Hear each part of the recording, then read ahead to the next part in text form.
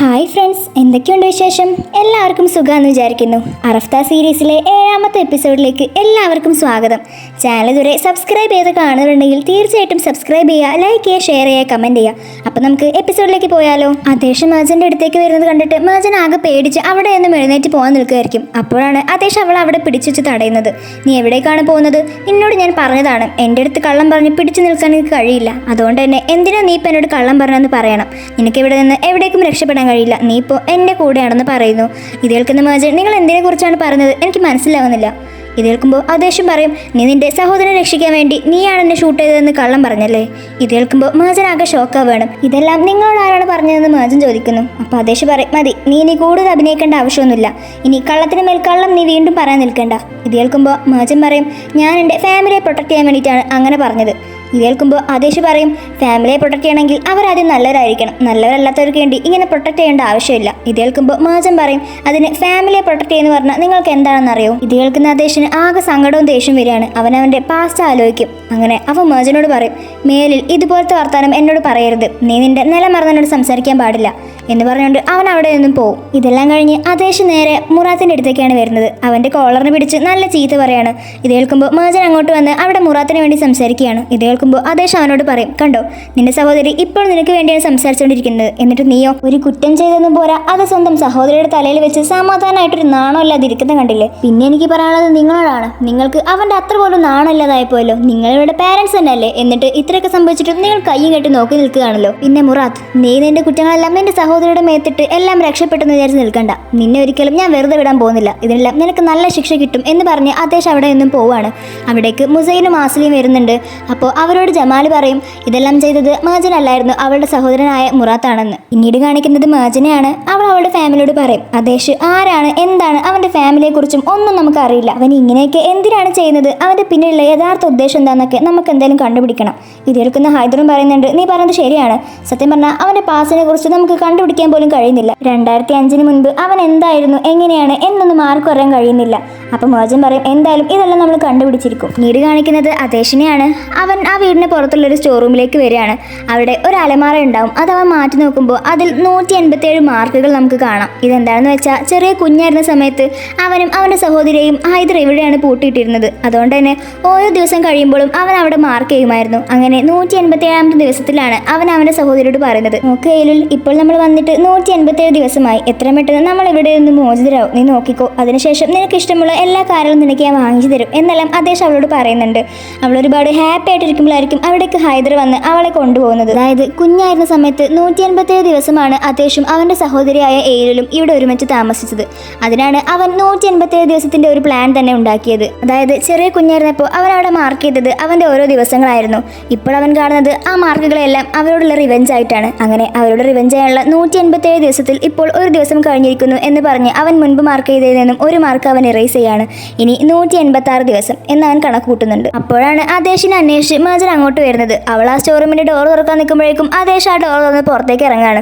നീ എന്താണ് ഇവിടെ ചെയ്യുന്നതെന്ന് ചോദിക്കുമ്പോൾ അവൾ അവളുടെ ഒരു പഴയ ആൽബം തെരഞ്ഞു വന്നാണെന്ന് പറയും. അതിന് ഈ സ്റ്റോർ റൂമിൻ്റെ ഉള്ളിൽ നിന്റെ സാധനങ്ങളൊന്നുമില്ല, അതെല്ലാം ഞാൻ വേറൊരു സ്ഥലത്തേക്ക് മാറ്റിയിട്ടുണ്ട്. അപ്പോൾ ഇതിൽ മുഴുവൻ നിന്റെ സാധനങ്ങളാണോ എന്ന് മാജൻ ചോദിക്കുമ്പോൾ അദേശ് പറയും, അത് നീ അറിയേണ്ട ആവശ്യമില്ല. നീ ആദ്യം എന്നെക്കുറിച്ച് ഞാൻ ആലോചിച്ച് സമയം കളയാതെ നീ നിന്റെ ക്രിമിനൽ സഹോദരനെ കുറിച്ച് ഒന്ന് ആലോചിച്ച് നോക്ക്. അപ്പോൾ നിനക്ക് മനസ്സിലാവും ഞാൻ എന്തിനാണ് നീ വെറുതെ അവനെ സപ്പോർട്ട് ചെയ്യേണ്ടതെന്ന് പറഞ്ഞതെന്ന്. ഇതും പറഞ്ഞുകൊണ്ട് അദേശ് മാജനെ അവിടെ ഒന്നും പറഞ്ഞയക്കാണ്. പിന്നീട് കാണിക്കുന്നത് രാത്രി വീട്ടിലേക്ക് വരുന്ന അദേശിനെയാണ്.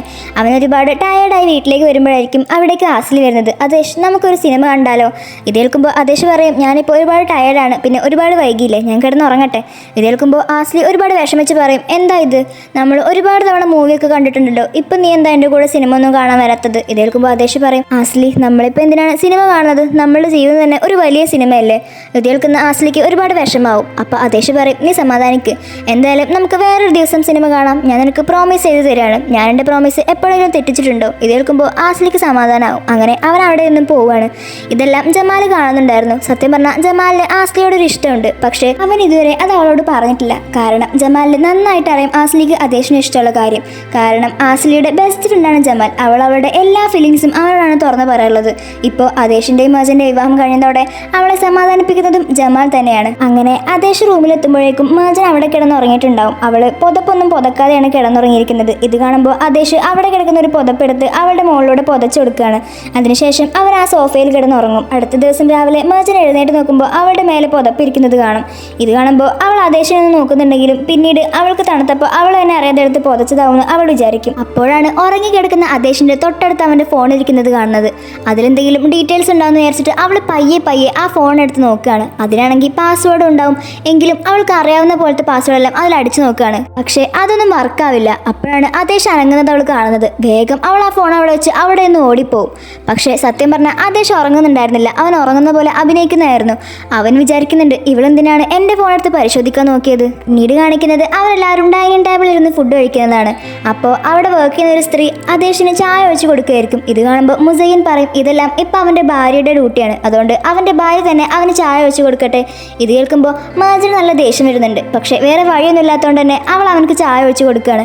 അതിനുശേഷം ആദേശ് പറയും ഇന്ന് നമുക്ക് രണ്ടുപേർക്കും കമ്പനിയിലേക്ക് പോകേണ്ട ആവശ്യമുണ്ട്, അതുകൊണ്ട് തന്നെ വേഗം ഒരുങ്ങി വന്നോ. അങ്ങനെ കമ്പനിയിലെത്തിയ മാജൻ നേരെ അവൻ്റെ ക്യാബിനിലേക്ക് പോവാണ്. അവരുടെ ഫ്രണ്ടിനോട് സഹായത്തിന് വേണ്ടി അവൻ വരുന്നുണ്ടോ എന്ന് നോക്കാൻ വേണ്ടി അവൾ പറയുന്നു. അതിനുശേഷം അവൻ്റെ ക്യാബിനിൽ കയറി അവിടെ മൊത്തം സെർച്ച് ചെയ്യാണ്. ആദേശിനെ കുറിച്ച് എന്തെങ്കിലും ഒരു വിവരം കിട്ടാൻ വേണ്ടി അവൾ അവിടെ മൊത്തം സെർച്ച് ചെയ്യാണ്.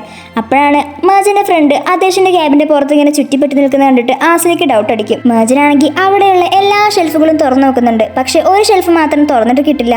അതുകൊണ്ട് തന്നെ അതിൽ എന്തോ വലിയ സീക്രട്ട് ഉണ്ടെന്ന് വിചാരിച്ചിട്ട് അവൾ അതിന്റെ ചാവി അവിടെ മൊത്തം തെരഞ്ഞു നോക്കുകയാണ്.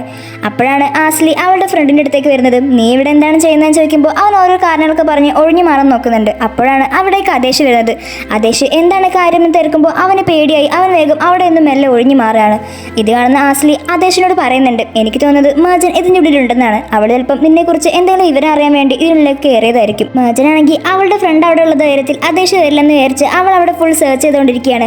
അങ്ങനെ സെർച്ച് ചെയ്യുന്നതിനിടയിൽ പെട്ടെന്ന് അവൾ തീരുമ്പോഴായിരിക്കും ആദേശ് അവിടെ നിൽക്കുന്നത് അവൾ കാണുന്നത്. ഇത് കാണുന്ന അവൾ ആകെ ഷോക്ക് ആവുന്നുണ്ട്. ഞാനിവിടെ നിന്നെക്കുറിച്ചുള്ള ഇൻഫർമേഷൻസ് കളക്ട് ചെയ്യാൻ വേണ്ടി വന്നാണെന്ന് മാജൻ അവനോട് പറയും. ഇത് കേൾക്കുന്ന ആദേശ് അവൻ്റെ കയ്യിലിരിക്കുന്ന ചാവി അവളുടെ അടുത്ത് കൊടുത്തിട്ട് പറയും ഇതല്ലേ നീ ഇത്ര നേരമായിട്ട് അന്വേഷിച്ചത്, ഇതാ ഇനി നോക്കിക്കോ. ഇത് കേൾക്കുമ്പോൾ മാജനും ആ ചാവി എടുത്തുകൊണ്ട് ആ ഷെൽഫ് തുറന്ന് നോക്കുകയാണ്. അതിലാണെങ്കിൽ ഒന്നും ഉണ്ടാവില്ല. ഇതെല്ലാം കാണുമ്പോൾ കൈയടിച്ചുകൊണ്ട് മാജൻ ആദേശിൻ്റെ അടുത്തേക്ക് വരും. നീ ഒരു വലിയ സംഭവം തന്നെ, പക്ഷേ ഇതിനുള്ള സാധനങ്ങളൊക്കെ എടുത്തു മാറ്റാൻ നിനക്ക് എത്ര ടൈം എടുത്തു? ഇത് കേൾക്കുമ്പോൾ ആദേശ് അവളോട് പറയും നീ നിന്റെ വർക്കുകളെല്ലാം മാറ്റി വെച്ച് എൻ്റെ പേഴ്സണൽ കാര്യം ഇടപെടാൻ വേണ്ടി ഈ റൂമിലേക്ക് വലിഞ്ഞു കയറിയില്ലേ, ഏകദേശം അത്ര സമയം എടുത്തുള്ളൂ. ഇത് കേൾക്കുമ്പോൾ മാജൻ നല്ല ദേഷ്യം വരികയാണ്. നിങ്ങൾ എന്തൊക്കെ എന്നോട് പറഞ്ഞാലും എത്രയൊക്കെ എന്നെ തടയാൻ ശ്രമിച്ചാലും നിങ്ങളെക്കുറിച്ചുള്ള എല്ലാ വിവരങ്ങളും ഞാൻ അറിഞ്ഞിരിക്കും. അപ്പോഴാണ് ആദേശിന് ഒരു കോൾ വരുന്നത്. അത് ജമാലായിരിക്കും. കോൾ കട്ട് ചെയ്ത ഉടനെ തന്നെ അവൻ അവളോട് പറയും നമുക്ക് ഇവിടെ നിന്നും എത്രയും പെട്ടെന്ന് പോകണം, ഒരു ലഞ്ച് ഉണ്ടെന്ന് പറയും. ഇത് കേൾക്കുന്ന മാജൻ ഞാൻ വരില്ലെന്ന് പറയുന്നുണ്ടെങ്കിലും ഞാൻ നിന്നോട് വരാൻ വേണ്ടി പെർമിഷൻ ചോദിച്ചതല്ല, നിന്നോട് വരാനാണ് പറഞ്ഞത് എന്ന് പറഞ്ഞ് അവളെ അവിടെ നിന്നും കൊണ്ടുപോവാണ്. അങ്ങനെ അവൻ അവളെയും കൂട്ടി ഒരു റെസ്റ്റോറൻറ്റിലേക്ക് പോവുകയാണ്. അവിടെ ചെല്ലുമ്പോൾ നസീർ അവിടെ ഇരുന്ന് ഫുഡ് കഴിക്കുന്നത് കാണും. ഇത് കാണുമ്പോൾ മാജിൻ എല്ലാ കാര്യങ്ങളും മനസ്സിലാവും. ഓ അപ്പം ഇവനെ കാണിക്കാൻ വേണ്ടിയിട്ടാണ് നിങ്ങൾ ഈ ലഞ്ചിൻ്റെ പേരും പറഞ്ഞ് എന്നെ ഇങ്ങോട്ട് കൊണ്ടുവന്നതല്ലേ. അങ്ങനെ അവരവിടെ ഇരുന്ന് ലഞ്ച് കഴിക്കുന്നത് കാണുന്നത് നസീറിന് നല്ല ദേഷ്യം വരികയാണ്. അവൻ ദേഷ്യം പിടിച്ച് അവിടെ നിന്ന് എഴുന്നേറ്റ് അവരുടെ അടുത്തേക്ക് സംസാരിക്കാൻ വരികയാണ്. ഇത് കാണുമ്പോൾ മാജിന് നല്ല ദേഷ്യം വരുന്നുണ്ട്. നീയും എൻ്റെ അച്ഛനും കൂടി ഇന്നലെ എന്തൊക്കെയാണ് പ്ലാൻ ചെയ്തത് എന്ന് പറഞ്ഞ് അവൾ അവിടെ വഴക്ക് കൂടുകയാണ്. സത്യം പറഞ്ഞാൽ നസീറിനെ വെറുതെ ദേഷ്യം പിടിപ്പിക്കാൻ വേണ്ടി മാത്രമല്ലായിരുന്നു അദ്ദേഹത്തിന്റെ പ്ലാൻ. ഹൈദറിനെയും മുറാത്തിനെയും എന്തോ ഒരു വീഡിയോ കാണിച്ച് അവൻ ഭീഷണിപ്പെടുത്തുന്ന കാര്യം അദ്ദേഹം അറിഞ്ഞിട്ടുണ്ടായിരുന്നു. അതുകൊണ്ട് തന്നെ ആ വീഡിയോ എന്താണെന്ന് അറിയാൻ വേണ്ടിയിട്ടാണ് അവൻ ഇങ്ങനെ ചെയ്തത്. നസീർ അവിടെ നിന്നും എഴുന്നേറ്റ് വരുമ്പോഴേക്കും ജമാൽ അവിടെ എത്തി അവൻ്റെ ഫോണിൽ നിന്നും ആ വീഡിയോ അദ്ദേഹത്തിന്റെ ഫോണിലേക്ക് അയച്ച് അവൻ ആ ഫോൺ അവിടെ തന്നെ വെച്ച് അവിടെ നിന്നും പോവും. ഇതെല്ലാം കഴിഞ്ഞ് അദ്ദേഹം നസീറിനോട് സംസാരിക്കുകയാണ്. നീ എന്തിനാണ് എൻ്റെ ഭാര്യയോട് ഇങ്ങനെയൊക്കെ സംസാരിക്കുന്നത്? ഞാൻ പറഞ്ഞതല്ലേ ഇവളെ കാണാനോ സംസാരിക്കാനോ പാടില്ല എന്ന്. നസീറാണെങ്കിൽ മാജനോട് അവൻ്റെ ഭാഗം ക്ലിയർ ചെയ്യാൻ വേണ്ടി നോക്കുകയാണ്. ഇതിനെല്ലാം എൻ്റെ കയ്യിൽ എക്സ്പ്ലനേഷൻ ഉണ്ട്, അതെല്ലാം ഞാൻ നിന്നോട് പിന്നീട് പറയാമെന്ന് പറയുന്നു. ഇത് കേൾക്കുന്ന അദ്ദേഹത്തിന് നല്ല ദേഷ്യം വരികയാണ്. ആരും ഇവിടെ ഇപ്പോഴോ പിന്നീടോ ഇനി അങ്ങോട്ടോ ഒന്നും സംസാരിക്കാൻ പോകുന്നില്ല. നസീർ മര്യാദക്ക് നിന്റെ സീറ്റിലേക്ക് തന്നെ പോയിരിക്കുന്നതായിരിക്കും നിനക്ക് നല്ലത് എന്ന് അദ്ദേഹം വാൺ ചെയ്യുന്നു. ഇത് കേൾക്കുന്ന നസീർ അവൻ്റെ സീറ്റിലേക്ക് തന്നെ പോയിരുന്ന് ഫുഡ് കഴിക്കുകയാണ്. അതിനുശേഷം അദ്ദേഹം മാജനും ലഞ്ച് കഴിക്കുന്നു. അതിനുശേഷം അവർ രണ്ടുപേരും വീട്ടിലേക്ക് വരികയാണ്. മാജനെ കാണുമ്പോൾ ഹൈദർ അവളോട് ചോദിക്കും മോളെ നിനക്ക് അദ്ദേഹത്തിനെ കുറിച്ച് എന്തെങ്കിലും വിവരം അറിയാൻ സാധിച്ചോ? ഇത് കേൾക്കുമ്പോൾ മാജൻ ഇതുവരെ എനിക്ക് ഒന്നും അറിയാൻ സാധിച്ചിട്ടില്ല. മോളെ നീ എല്ലാ കാര്യവും ശരിക്കും നോക്കിയോ? ഇനി നിനക്ക് വിട്ടുപോയ ഏതെങ്കിലും സ്ഥലമുണ്ടോ എന്ന് ഹൈദർ ചോദിക്കുമ്പോൾ മാജൻ ഒരു സ്ഥലം ഓർമ്മ വരും. അതേ അച്ഛാ ശരിയാണ്, ഞാൻ അവൻ്റെ വർക്കിംഗ് റൂം നോക്കിയിട്ടില്ല, ബാക്കിയെല്ലാ ഭാഗം ഞാൻ നോക്കിക്കഴിഞ്ഞതാണെന്ന് പറയുന്നു. വർക്കിംഗ് റൂമിൽ അദ്ദേഹം ജമാലും കൂടി ഇരിക്കുന്നുണ്ടാവും. അവർ രണ്ടുപേരും ആ വീഡിയോയിൽ എന്താണുള്ളതെന്ന് നോക്കുമ്പോഴായിരിക്കും അതിൽ മുറാത്ത് ഒരു പെണ്ണിനെ കൊല്ലുന്ന വീഡിയോ കാണുന്നത്. ഇത് കാണുമ്പോൾ ആദേശിന് നല്ല ദേഷ്യം വരികയാണ്. ഇവരെ ചെയ്ത് കൂട്ടുന്നതെല്ലാം ഇവർക്ക് നല്ലൊരു ശിക്ഷ ഞാൻ കൊടുക്കും എന്നെല്ലാം ആദേശ് പറഞ്ഞ് അവിടെ നിന്നും പോവാണ്. അവർ പോയി കഴിയുമ്പോൾ ഹൈദർ മേജറിനോട് പറയും അവരിപ്പോൾ ആ റൂമിൽ നിന്ന് പോയിട്ടുണ്ട്, മോള് വേഗം പോയി അവിടെ എന്തെങ്കിലും കിട്ടുമോ എന്ന് നോക്കിയിട്ട് വാ എന്ന് പറയും. അങ്ങനെ മേജർ ആ സമയം നന്നായിട്ട് യൂസ് ചെയ്യാണ്. അവൾ വേഗം അവരെ കാണാതെ ആ റൂമിലേക്ക് കയറി അവിടെ മൊത്തം സെർച്ച് ചെയ്യാണ്. അപ്പോഴാണ് ആ കമ്പ്യൂട്ടറിൽ എന്തോ ഒരു വീഡിയോ ഇരിക്കുന്നത് കാണുന്നത്. അവളത് പ്ലേ ചെയ്ത് നോക്കുമ്പോൾ അതിൽ മുറാത്ത് ഒരു ലേഡിയെ കൊല്ലുന്നത് അവൾ കാണും. ഇത് കാണുമ്പോൾ അവൾ ആകെ ഷോക്കാവാണ്. എൻ്റെ സഹോദരന് എങ്ങനെയാണ് ഇങ്ങനെയൊക്കെ ചെയ്യാൻ കഴിയുന്നതെന്ന് അവൾ വിശ്വസിക്കാൻ പറ്റാതെ നോക്കി നിൽക്കുകയാണ്. അപ്പോഴാണ് ആദേശ് അങ്ങോട്ട് വരുന്നത്. എന്താ നിനക്ക് വേണ്ടതെല്ലാം നിനക്കിപ്പോൾ കിട്ടിയില്ലേ എന്ന് ചോദിക്കും. ഇത് കേൾക്കുമ്പോൾ മേജർ ആകെ ഷോക്കായി സങ്കടവും വിഷമവും എല്ലാം കൊണ്ട് അവനെ നോക്കി നിൽക്കുകയാണ്. ഇത് കാണിച്ചതോടുകൂടി അറഫ്ത സീരീസിലെ 7ാമത്തെ എപ്പിസോഡ് ഇവിടെ അവസാനിക്കുകയാണ്. ഇനി എന്തൊക്കെയാണ് സംഭവിക്കാൻ പോകുന്നത് നമുക്ക് വൈകാതെ തന്നെ അടുത്ത എപ്പിസോഡിൽ കാണാം. നമ്മൾ എല്ലാ ദിവസവും രാത്രി 7 മണിക്കാണ് അറഫ്ത സീരീസിന്റെ മലയാളം എക്സ്പ്ലനേഷൻ വീഡിയോ അപ്ലോഡ് ചെയ്യുന്നത്. അപ്പോൾ എല്ലാവരും ഇനി നാളെ 7 മണിയാവാൻ വേണ്ടി കാത്തിരുന്നോളൂ. ഒരു അടിപൊളി എപ്പിസോഡ് വരുന്നുണ്ട്. നമ്മുടെ അറഫ്ത സീരീസിന്റെ എക്സ്പ്ലനേഷൻ നിങ്ങൾക്ക് എല്ലാവർക്കും ഇഷ്ടപ്പെടുന്നുണ്ടെങ്കിൽ തീർച്ചയായിട്ടും നിങ്ങൾ അത് ലൈക്കിലൂടെയും ഷെയറിലൂടെയും കാണിക്കാൻ മറക്കരുത്. അതുമല്ല ഞാൻ പറഞ്ഞല്ലോ എല്ലാ ദിവസവും രാത്രി 7 മണിക്ക് നമ്മൾ വീഡിയോ അപ്ലോഡ് ചെയ്യുന്നതായിരിക്കും. അപ്പോൾ കറക്റ്റ് സമയത്തിന് നിങ്ങൾക്ക് വീഡിയോ കിട്ടാൻ വേണ്ടിയിട്ട് നിങ്ങൾ ഇപ്പോൾ തന്നെ സബ്സ്ക്രൈബ് ചെയ്ത് ബെൽ ബട്ടൺ ഇനാബിൾ ചെയ്ത് വെക്കണം. എന്നാൽ നിങ്ങൾക്ക് കറക്റ്റ് സമയത്ത് തന്നെ നോട്ടിഫിക്കേഷൻ വരുന്നതായിരിക്കും. പിന്നെ നിങ്ങൾക്ക് ഈ സീരീസിനോടുള്ള സ്നേഹവും സന്തോഷവും എല്ലാം നിങ്ങൾ നമ്മുടെ കമൻറ്റ് ബോക്സിൽ അറിയിക്കാൻ മറക്കരുത്. അതൊരു ചെറിയ ഹാർട്ടിലൂടെ ആണെങ്കിലും നിങ്ങളൊരു ഹാർട്ട് കമൻറ്റ് ചെയ്യുമ്പോൾ അതെനിക്ക് ഒരുപാട് സന്തോഷം ഉണ്ടാക്കുന്ന കാര്യമാണ്. പുതിയ പുതിയ വീഡിയോസ് അപ്ലോഡ് ചെയ്യാനും പെട്ടെന്ന് തന്നെ വീഡിയോസ് എഡിറ്റ് ചെയ്തിടാനും എനിക്കത് ഒരുപാട് മോട്ടിവേഷൻ ഉണ്ടാക്കുന്ന ഒരു കാര്യമാണ്. അതുകൊണ്ട് തന്നെ നിങ്ങളുടെ അഭിപ്രായങ്ങൾ നെഗറ്റീവായാലും പോസിറ്റീവായാലും ഇനി എന്തെങ്കിലും മിസ്റ്റേക്ക് ഉണ്ടെങ്കിലും അതെല്ലാം നിങ്ങൾ ഈ കമൻറ്റിലൂടെ അറിയിക്കണം. ഞാൻ അതെല്ലാം വായിക്കുന്നുണ്ട്. അപ്പോൾ ഇനി അടുത്തൊരു എപ്പിസോഡ് നമ്മൾ വീണ്ടും വരുന്നതായിരിക്കും. അതുവരെ ബായ്.